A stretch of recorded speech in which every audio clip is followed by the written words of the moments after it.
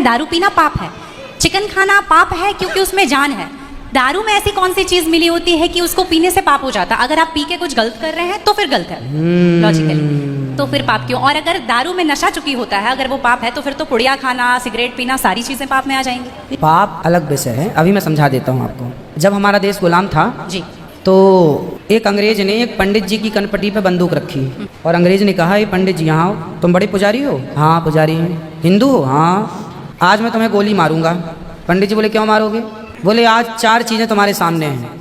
अंग्रेज ने 4 चीज़ें पंडित जी के सामने रखी। पहले पराई स्त्री ला के रख दी, तुझे आज इसके संग रहना है। दूसरा मांस रख दिया, आज तुझे मांस खाना है। और तीसरा ढेर सारा सोना रख दिया, इतना सोना तो रोज भीख मांगता है ना, ले जा सोना। और चौथी दारू रख दी, शराब। इन चारों में एक चीज़ तुझे लेनी पड़ेगी, नहीं लेगा तो गोली मारूंगा। बोल क्या लेता है? पंडित जी बोले पराई औरत तो मैं नहीं देख सकता, मार दो गोली मुझे, पर मैं पराई स्त्री के, मेरी माँ बहन, मेरे संस्कार ऐसे हैं कि ये मेरी माँ बहन और बेटी है, ये मैं मर जाऊंगा पर चरित्र में दाग नहीं लगने दूंगा, तो ये स्त्री तो मैं नहीं ले सकता। अब मांस भी मेरे धर्म के खिलाफ है, आप गोली मार दो, मैं ब्राह्मण हूँ, मैं मर जाऊंगा पर ये धर्म नहीं छोड़ूंगा।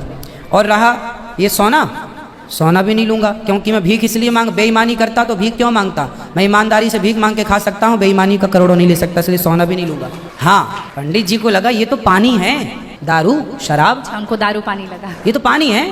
पंडित जी को बेचारों को पता नहीं था कि दारू का क्या मजा है। अब उनको लगा ये पानी है, पिएंगे निकल जाएगी। पानी समझ के पंडित जी ने बोला कि चलो गोली कनपटी में बंदूक रखा है, पी लेते हैं, अभी निकल जाएगी शाम तक। पंडित जी ने दारू पी, और जब दारू पी ली तो दारू जब पी तो नशा चढ़ा। जब नशा शराब का जब नशा चढ़ता है तो इंसान नहीं रह जाता। जैसे स्त्रियों को जिसको ऑपरेशन होता है ना, तो रीढ़ की हड्डी में डॉक्टर एक इंजेक्शन लगाते हैं स्पाइनल में, जिससे शून्य हो जाती है, वो अंग क्या हो जाता है? कोई भी ऑपरेशन में डॉक्टर आपको शून्य कर देता है। उसी तरह शराब आपके मस्तिष्क को, आपके सोचने विचारने की क्षमता को शून्य कर देती है, माइंड को शून्य कर देती है। आप ये निर्णय नहीं ले पाते कि क्या सही है और क्या गलत है। अब पंडित जी जब नशे में झूमने लगे तो वो उस स्त्री को छेड़ने लग गए, ए यहाँ जा, नशे में। तो यही तो प्रश्न था मेरा गुरुजी कि वो नशे में ऐसा कर रहे हैं तो गलत है। अगर जो बोलते हैं हम जेंटलमैन पैक पीते हैं, हम 2 पैक पीते हैं या 3 अच्छा ये बताओ, नशे में करने लगे तो गए, वो नशा आया कहाँ से?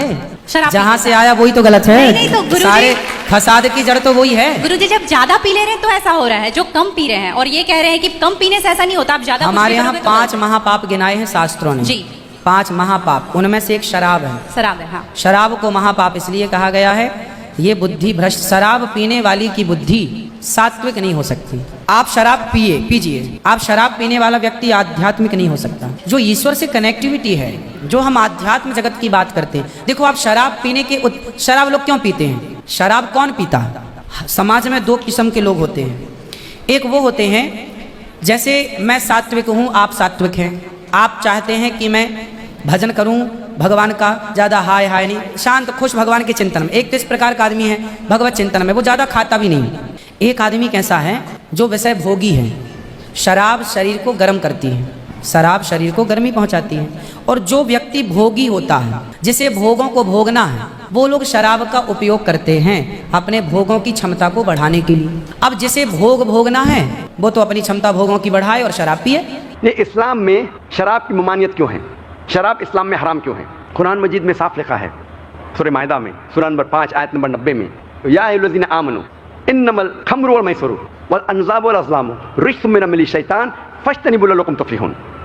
कुरान मजीद में अल्लाह ताला फरमाते हैं सूरह मायदा में सूरह नंबर 5 आयत नंबर 90 में, या अय्युहल्लज़ीना आमनू, ए मोमिनो, इन्नमल खम्रु वल मैसरू, बेशक खमर नशे वाली चीज़ और जुआ खेलना, वल अंज़ाबु वल अज़लामु, फांसे फेंकना और बुत परस्ती करना, रिज्सुम मिन अमली शैतान, ये शैतान के हथकंडे है, शैतान के हथियार है। फज्तनिबू लअल्लकुम तुफ़्लिहून, आप इससे बचो ताकि आप फला पा सको। कुरान मजीद में खमर, नशे वाली चीज़ें मुसलमान को लेना हराम है। ये पैगाम बाइबल में भी कहा गया है। जब आप बाइबल पढ़ेंगे, book of Proverbs chapter number 20 verse number 1 में, wine is a mocker, whoever has it is deceived, जो शराब है वो अक्सर बहकाती है और जो कोई इसे पीता है वो बहक जाता है। बाइबल में लिखा है बुक ऑफ एफेसियंस में चैप्टर नंबर 5 वर्स नंबर 18 में, be not drunk with wine, आप शराब मत पियो। ना ही इस्लाम और ईसाइयत में शराब पीना हराम है, हिंदुइज्म में भी शराब पीना हराम है। अगर आप पढ़ेंगे मनुस्मृति चैप्टर नंबर 9 अध्याय नंबर 9 वर्स नंबर 235, इसमें लिखा है कि वो शख्स, वो इंसान जो चोरी करता है, जो शराब पीता है और अपने गुरु के बिस्तर पे जिना करता है, ये लोग गुनाहगार है। और आगे लिखा है वर्स नंबर 238 में मनुस्मृति चैप्टर नंबर 9 अध्याय नंबर 9 वर्स नंबर 238 कि ये लोगों से जो गुनाह करते हैं, जो शराब पीते हैं, आप इनसे बात भी मत करो, आप इनके साथ खाना भी मत खाओ और इन लोगों के साथ शादी भी मत करो और इनको देश से बेदखल करो। और कई श्लोकास है हिंदू मजहबी किताबों में जिसमें लिखा है शराब पीना मना है। शराब पीना मना है लिखा है मनुस्मृति में chapter number 11 verse number 94, Manusmriti chapter number 11 verse number 55, Manusmriti chapter number 9 verse number 225, Manusmriti chapter number 7 verse number 47 to 50 और ऋग्वेद बुक नंबर 8 अध्याय नंबर 2 श्लोका नंबर 12 में और ऋग्वेद किताब नंबर 8 अध्याय नंबर 21 और श्लोका नंबर 14, इन हवालात अगर आप पढ़ेंगे, इन सारे हवालात में लिखा है कि शराब पीना हराम है। आज की साइंस ये कहती है कि इंसान के जहन में, दिमाग में, in the brain there is a inhibitory centre. Inhibitory centre का मतलब ये सेंटर आपको गलत काम करने से रोकता है। मिसाल के तौर पे अगर मुझे हजत के लिए जाना है तो सेंटर कहेगा यहाँ मत करो, बैतुल खला में जाओ, टॉयलेट में जाओ। जब मैं कोई ज़ईफ़ इंसान से बात करूँगा तो इनहिबिटरी सेंटर कहेगा कि गलत बात मत करो, तमीज़ के साथ बात करो। जब आप शराब पीते हैं ये इनहिबिटरी सेंटर इज इनहिबिटेड, ये इनहिबिटरी सेंटर काम नहीं करता है। इसीलिए अक्सर आप देखेंगे कई लोग जो शराब की हालत में धुत है वो अपने कपड़ों में ही अपनी हाजत करते हैं, वो बड़ों के साथ तमीज़ से नहीं बात करते, अपने वालिदैन के साथ अच्छा पेश नहीं आते। और आज की स्टैटिस्टिक्स ये कहती है कि जितने बलात्कार होते हैं, ये अमेरिकन स्टैटिस्टिक्स में है, अक्सर बलात्कार करने वाला या जिस पे बलात्कार होता है दोनों में से एक अक्सर नशे की हालत में होते हैं। आज की अमेरिकन स्टैटिस्टिक्स ये कहती है कि 8% अमेरिकन इंसेस्ट करते हैं। इंसेस्ट मतलब अपने रिश्तेदार, करीब रिश्तेदार के साथ जिना। यानी हर 12 अमेरिकन को आप मिलेंगे, अमेरिकन स्टैटिस्टिक्स कहती है कि उसने अपने करीब रिश्तेदार के साथ जिना किया है, चाहे बाप बेटी के साथ, बेटा माँ के साथ, भाई बहन के साथ, इसे कहते हैं इंसेस्ट।